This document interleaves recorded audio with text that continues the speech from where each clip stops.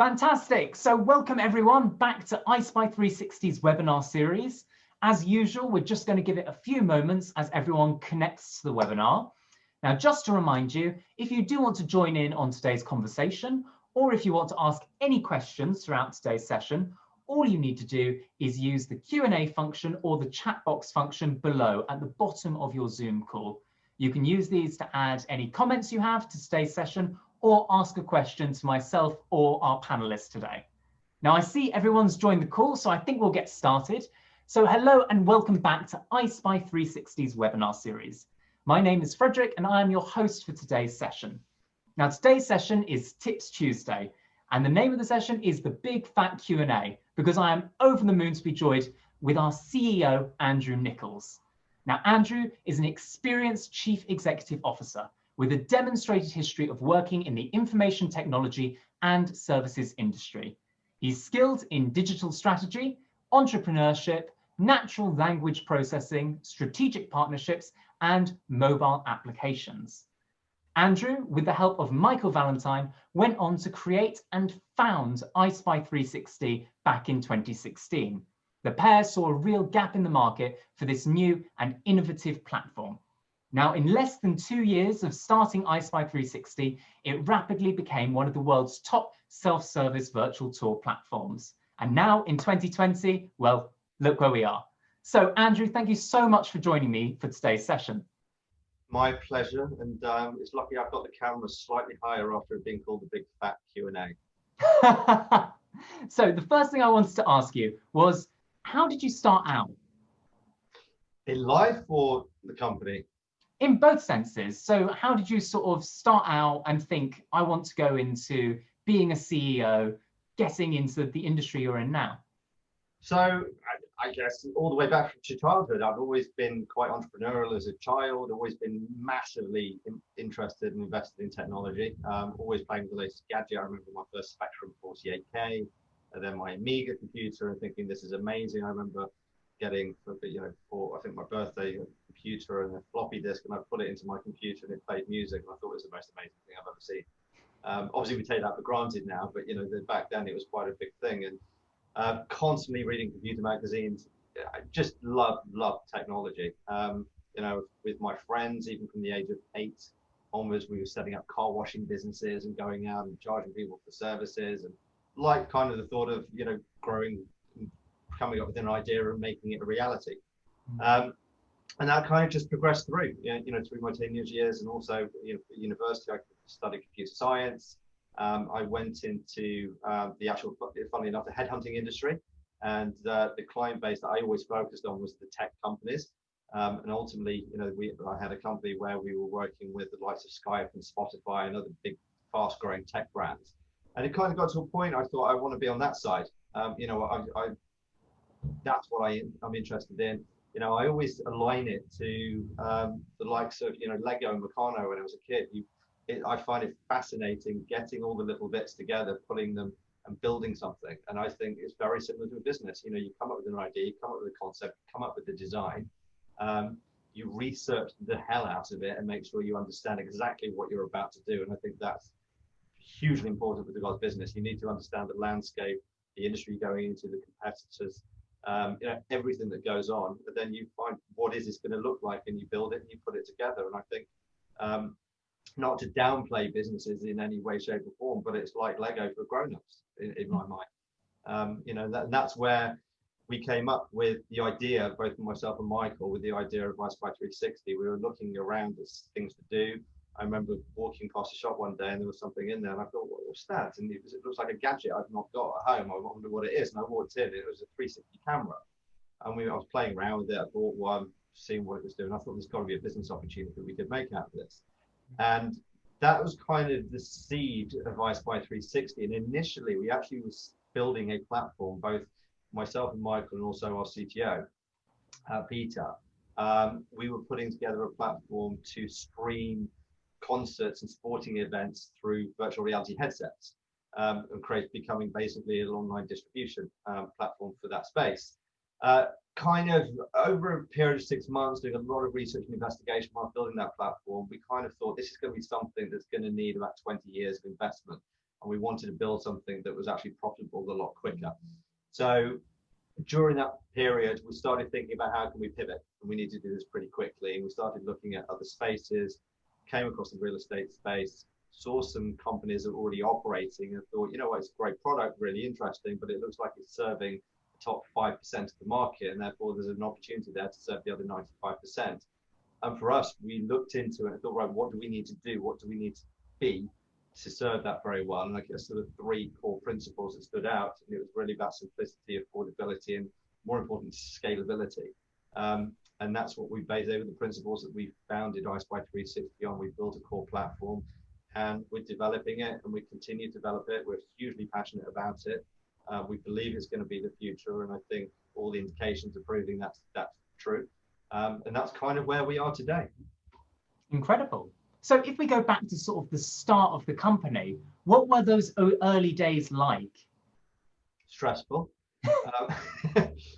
Starting any business up is stressful because, you know, personally, my position, I had another organization. I had a recruitment business at the time. I was turning 40 and didn't particularly enjoy what I was doing, to be completely frank. You know, I always had in the back of my mind, I wanted to be on the tech side.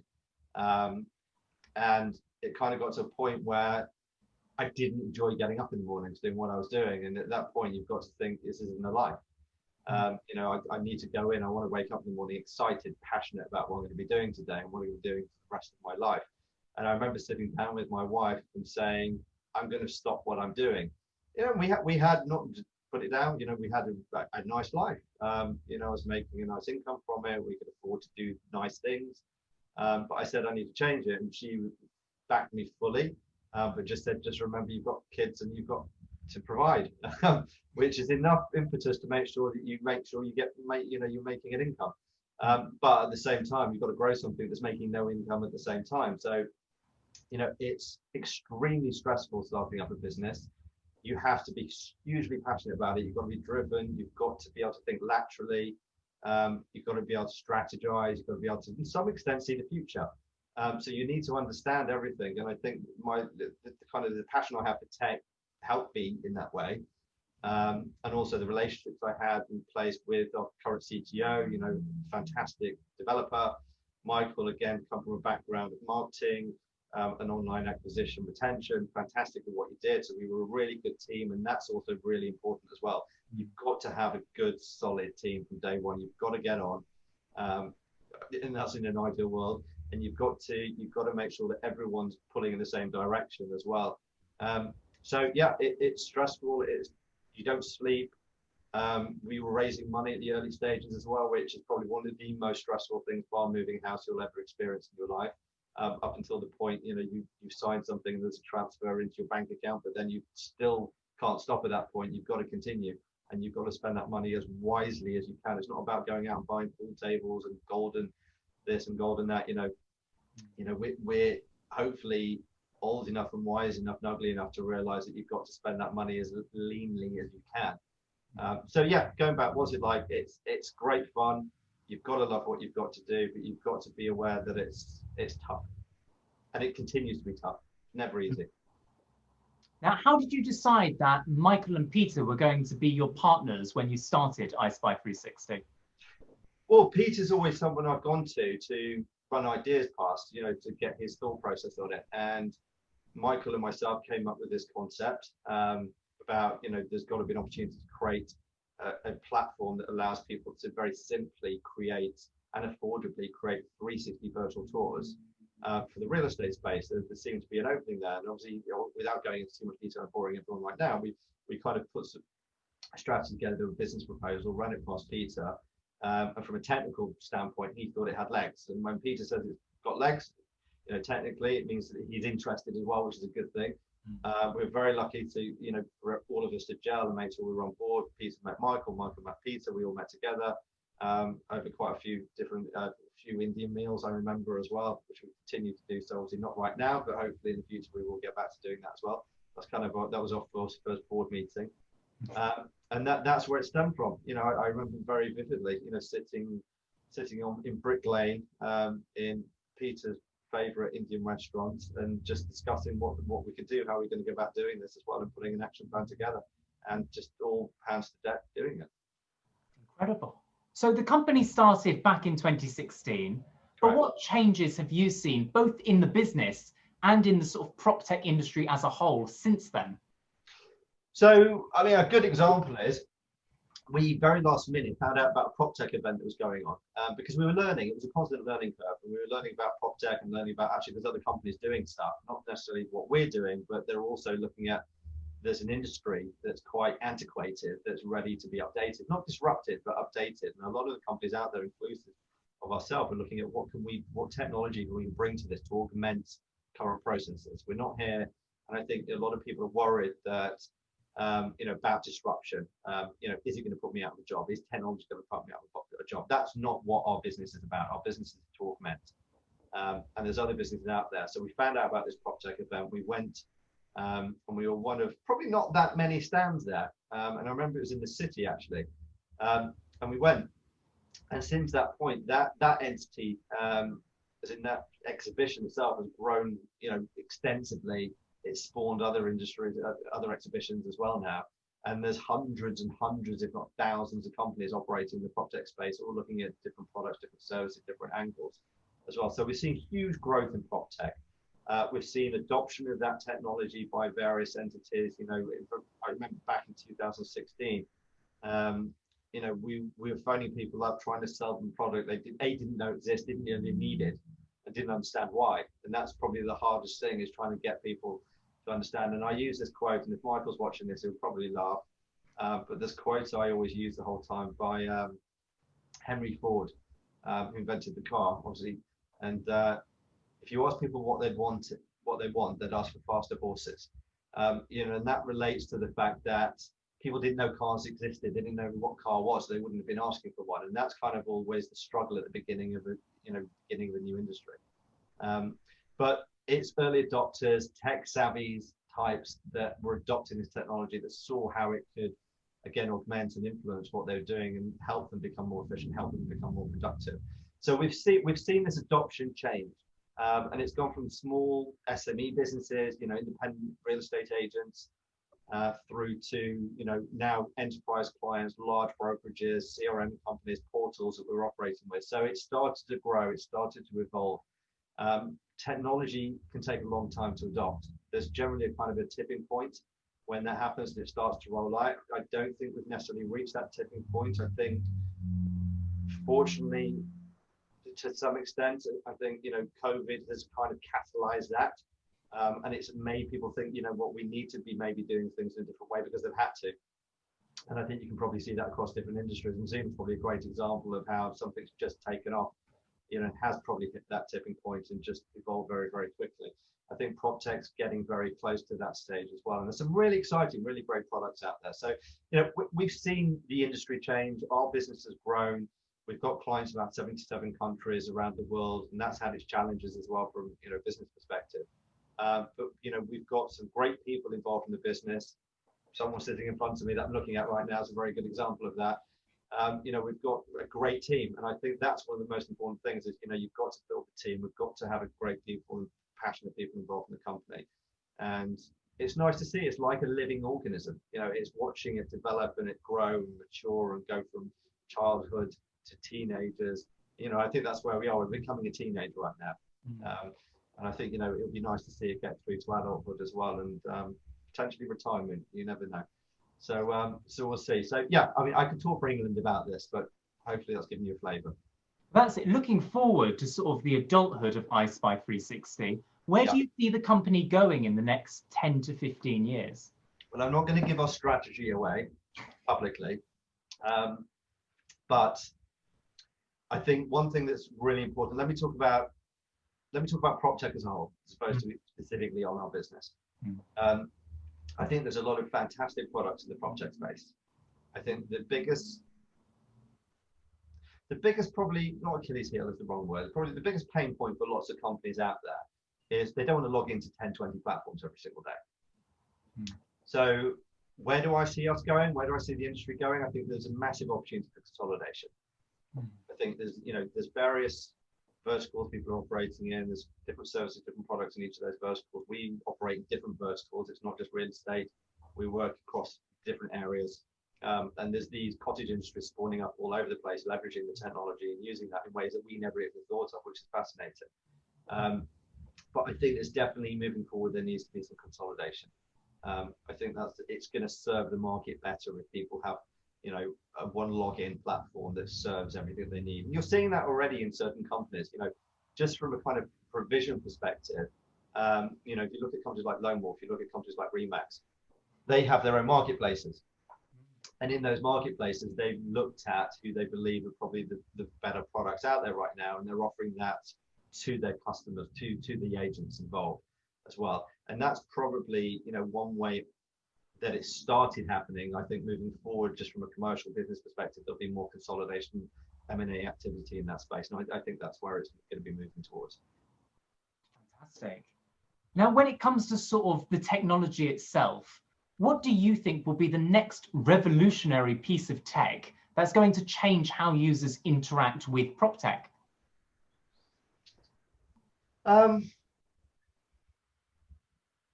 I think, you know what, there's a lot of different answers I can give you on this. I think it's probably going to be a couple of things. I think it's going to be how people visualize. Let's put products and services aside, because there's so many different types out there. You can talk, there's different angles you can look at. But if we look at how we've evolved regarding human-computer interaction, let's look at it from that perspective. We've gone from having these massive monolithic computer systems that you can't lug around. If you look at like the Apollo missions, for example, they had less computing power than probably this watch does on my wrist. And that's, if you look at that, there's miniaturization of devices as well. They've become smaller, they've become more powerful. But also is how do we interact? Historically, there were these big machines and you pulled levers, and they were like the first computers. Nowadays, we have a keyboard, we have a mouse. That's how we interact with a computer. That's evolved to, a mobile phone. We have a mobile phone and now we touch the screen and we interact. We don't have a keyboard. It doesn't have a mouse. We use our finger to do it. Now, I'm not necessarily going to be talking about the next few years, but moving forward into the future, I think, glasses, for example, like Apple glasses, when that comes out, Google have tried it, Apple glasses is going to come out. I think AR, MR, XR, VR, that's going to be, when I'm talking about that, I'm talking about mixed reality, augmented reality, VR. I think they're going to combine in some ways in the way that you'll have glasses. And I remember Mark was talking about this the other day as well. That's going to be, I think, how people are going to interact. So it might be that you're walking around and if you, in the same way that like cookies on computers remember what you're looking for, and you start looking around, you see adverts being thrown at you, it will know that you're looking to rent. It might know that you're looking for a certain property in a certain area between a certain threshold. And it might be you're walking through that area, instead of seeing for sale signs in those glasses, the building starts flashing at you and it's available and you can touch it and pull up all the data you want on it as well. So I think the connection between the human and the computer and the visualization of the data that's being put into meaningful information on that computer for you to understand, I think that's going to play a big part in how the public, respond as well, and how the uptake of PropTech generally as well. And even moving forward as well, whether you like it or not, whether it's going to happen or not, I don't know. But it's like what Elon Musk and others are talking, working on talking about having chips in your brain, where you've got information coming in. I think there's a lot of dangers involved with stuff like that as well, but that could dramatically change the world full stop, not necessarily with property technology. If you could have an interaction between brain and computer, so say for example your brain had an instant connection to Google, and the instant you thought of a question, the answer's in your brain immediately. I mean that gives, all of a sudden everyone has equal and unlimited knowledge. That's an extremely powerful thing, and also a very dangerous thing in many ways as well. But I'm talking about things that are far-fetched and maybe not so much distant future, whether people are willing to do things like that or not. But I'm probably going off on complete tangents here, but I think it's the human-computer interaction element that's going to have a say in how this evolves. Incredible. No, definitely. Now, next I want to ask about sort of our user experience. And I wanted to ask you specifically, how do you keep a pulse on what users might need inside the platform? Very simply, listen to customers. That's the only way. You know, we've got everything we've done when we built our core platform, which was a very simple do-it-yourself, build your own virtual tour platform. We listened to customers. A lot of them didn't want to do it themselves, so we built tasks, which is where we do it for you. And then we listened to what else do you want to like about the platform? You know, some of the feedback was they love the tours, but you know, if I'm not available at 11 o'clock at night and someone's looking at this on one of the property platforms out there, property portals, we can't overcome objections. You know, because they can see everything, and if they see a crack in the wall, it might be just a superficial crack as opposed to subsidence, but that might put someone off because there's a preconception thinking, oh, it's got subsidence in the property, as opposed to us saying, don't worry, that's just literally a superficial crack because it's just wear and tear of paint. So they were talking about the fact that they wanted to be able to still talk. So we built something called iSpy Play, which allowed them to create a narrated walkthrough and take them around the property. You know, the step beyond that was people saying, you know, it's great as well, but I also 60 to 70% of my journeys are wasted, i.e. I might get a lead, but the problem is I'm traveling to a property for someone to see it, and within 5 minutes they turn around and they say they don't like it, and I've just wasted half an hour of my journey. You know, the buyers wasted half an hour of their time, possibly, if that's how long it's taken them, but also the sellers had to tidy up their house, make sure their kids are behaving again as well. Is there something we can evolve this to? That's where iSpy Live came from. You know, and I think I'm very passionate about iSpy Live because, you know, even pre-COVID it was relevant because it does reduce weighted viewings, and we've got examples and stats behind that. For now, it's hugely relevant because of social distancing, and moving forward as well. More importantly, you know, the next big obstacle and next big problem that humanity is going to face is climate change, and we've all got to do something on an individual level that's going to impact everything on a global scale. And if that means cutting down on wasted journeys, if we're still driving a petrol diesel car, that's something we're all going to have to do. And you know, if 67% of your journeys are wasted, why not cut them down and pre-qualify the customer before you go? So I think iSpy Live is a great feature, and that was all driven by customers. And everything else that we're doing and all the stuff that we're working on in our product pipeline now is all driven by customer feedback. We've always been very customer centric. You have to listen to customers. I don't know necessarily what they want. You know, we've built, going back to the Henry Ford, you know, quote before, we've built the car. Now we need to listen to see what people want in that car. Exactly. Now, earlier on, you mentioned about working as a part of a team. And though we're a small team, we've got big goals and big aspirations. Yep. What do you find are the sort of positives and sort of takeaways from working in that kind of team environment? What, is in a small team or medium team, or just having a team? I think inside our team for iSpy 360, how have you found working with the people you have? I absolutely love it. I mean, you know, I'm probably double the age most of the people in the company are. It's you know, first of all, I think that's also an important thing because you guys are the future, and how you go, you know, most of you aren't necessarily on the property ladder yet, and some of you are still, you know, still living at home. Some of you are not renting. I want to know how you plan to rent. I want to know how you plan to buy a property. What, you know, your generation are the ones that have been brought up on mobile phones and technology that I dreamt of when I was a child. It's normal to you. In the same way that a big computer, an Amiga this big, that didn't do half of what my mobile phone did. That's what I grew up with. I aspired to what a mobile phone could be.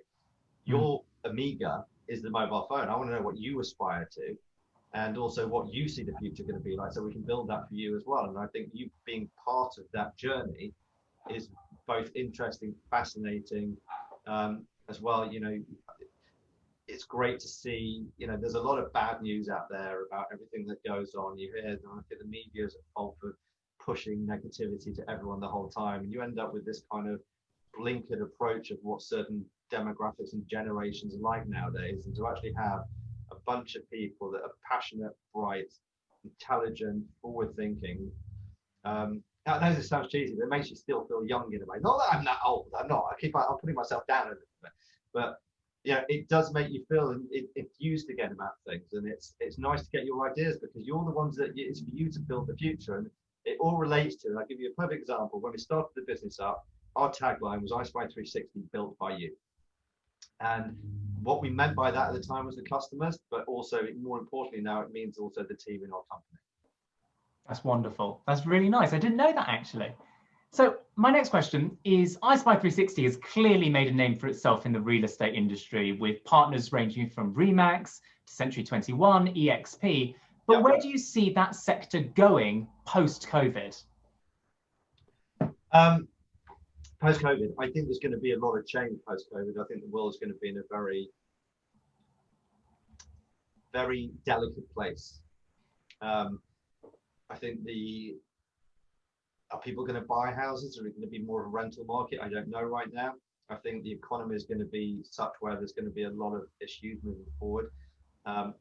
So I think a lot of these companies may be sales led. They might have to move more towards a rental type model where they're focusing more on rentals, possibly. We've seen what it's like. It's very difficult to get on the property ladder. I mean, obviously we're in England and it's very expensive. I think, something like when I was in my 20s, it was something like, or no, actually earlier than that. Let's go back. Actually, let's look at when my parents were buying a house. Let's say the 80s and 90s. I think the average house price was 3 or 4 times average earnings, and now it's something like 20 or 30. That's a massive disparity between your ability to get on the property ladder. So I think a lot of these companies maybe have to just look at where their focus is as well. But also, there's so much, going back to what we've spoken about, there's so much great technology out there. Use it, leverage it. It's nothing to be scared of. It will help you. It will make you more efficient. Will make you more productive.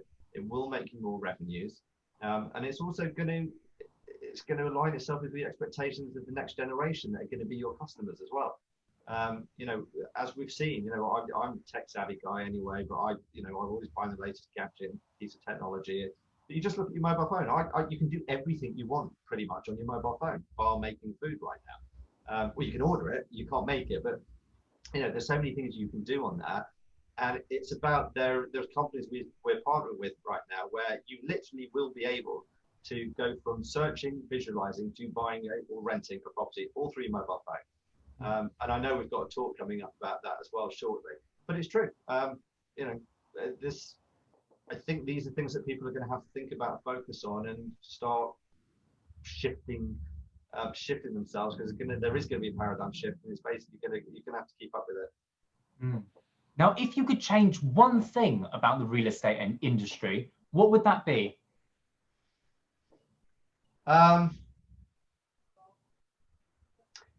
Right, I'm trying to think of a non-political answer to this. What would I change about the industry? Let's look at it globally, because each country's got its own good points, bad points, nuances as well, and I can't generalize across it. So I'm going to have to generalize, I guess. What would I change about the industry? Get back to what I was saying. I think the simplest answer is the fact that it needs to be more technology driven. I think that's the simple thing. I think that it's got to align itself with the expectations of the next terms of buyers and sellers in the space. That's the one thing I would change. I think there's a lot of areas, a lot of territories, a lot of people where they're still working in quite antiquated fashion, and they're going to have to change. Now, my last question for you before we move on to our audience questions is, are you able to offer any teasers for any new features that may be added to the platform before the end of the year? No. Okay. I had to ask just in case. Yeah, I can't because we're building stuff, and a lot of the stuff we patent as well. So I can't publicly discuss it, to be honest. Is it exciting though? Very. Yeah, brilliant. Love it. Brilliant. So we're going to move straight over to our audience questions. So our first question is, what advice would you give to someone starting their own business? Be prepared for a lot of hard work, a lot of stress, both personally, financially, operationally, day to day. It consumes you, and you have to let it consume you. If you're not willing to do that, don't bother. You've got to keep your eye on the ball. You've got to have a goal, and you've got to focus on that goal the whole time. You will face rejection, you will face criticism, you'll face positivity as well from people. But most of the time, and a lot of the time, you'll have people telling you it's not possible, it's not possible. But if everyone listened to that the whole life, the world would not evolve. We wouldn't evolve as species. Technology would not evolve. Cars wouldn't evolve. Nothing would happen. You've got to basically be prepared to jump through hoops, jump through fire, and make things happen as well. Fight constantly. It's all about pushing the boundaries. Absolutely. So our next question is, what was the hardest challenge you've had to overcome with iSpy360? Getting the ball rolling like a snowball. I would probably say at the beginning, it's like a snowball. You've got to stop. There's a lot of effort at the beginning. It doesn't stop. But, going back to what I was saying, trying to get people to take a look at a new technology they don't even know about, they don't even believe they need. That was the first biggest and probably the hardest obstacle initially in the first year, was just pushing that as hard as possible. And, we've got traction. We continue to get traction. And I think that was probably the hardest thing. Fantastic. Our next question sort of leads on from that is, what's the hardest part about being a CEO? Being involved in lots of different things, trying to multitask, which I said to you before, how my wife tells me that men aren't necessarily very good at, but I believe we can multitask. And keeping yourself and everyone else driven the whole time as well. I think that's probably one of the most important things, is keeping everybody on target, getting people to buy into your dream, getting them to focus on that dream, believe it can be a reality, and making it happen. Incredible. That's fantastic advice. Now, our next question is, how much does iSpy360 cost?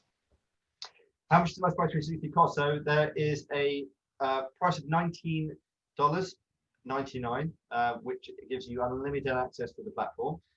When I say unlimited access, it gives you unlimited views, unlimited hosting. So the more tours you do, whether you've got 1 million or whether you've got one, it's the same price. It doesn't go up.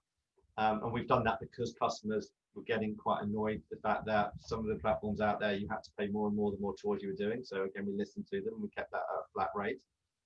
So that's one element of it. Unlimited use of iSpy Live, so you can spend 10 hours a day every single day doing viewings, and it's not limited. Even your customers can use it as well to share experiences and share live sessions independent of the agent themselves, and there's no additional cost to that.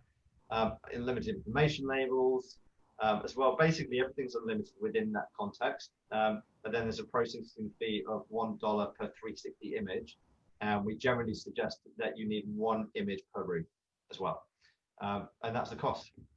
So it's very affordable, and if you're not adding new properties the whole time, it's a very linear cost structure as well, so you can use that to budget very well. Lovely. Our next question actually follows on from that as well, saying, does the subscription cover tours being made for you? So the subscription doesn't, no. The processing fee does, the task processing fee. Excellent. Now, our next question is, this is quite a good one. What's the secret to running a successful business? It goes back to everything I've just said. I think, hard work, dedication, foresight, keeping your team involved, keeping them focused on the dream, willingness to have sleepless nights, waking up at 4 in, stressing over something that happened last week, yesterday, and it's going to happen tomorrow, next week. People, it's just, everything I've just said, I would guess. Excellent. Now, one of our attendees has asked, do you think other industries are going to adopt virtual tours? Yes, and they already are. We work across facilities management, building management, restaurants, bars, hotels, the leisure industry, maritime industry, aeronautical industry. We're working with police forces. We are working with counter-terrorism teams. I could go on. There's a multitude of uses. Anything where someone needs to resell, rent, expose some form of space. Wedding venues. What's going on at the moment as well. Everyone wants to basically theatres, libraries, anywhere where they want to advertising space. There's a whole plethora of verticals where this can relate to. And our last question for today, and I think this is a really wonderful one to end on, is what's the most surprising use of a virtual tour you've seen?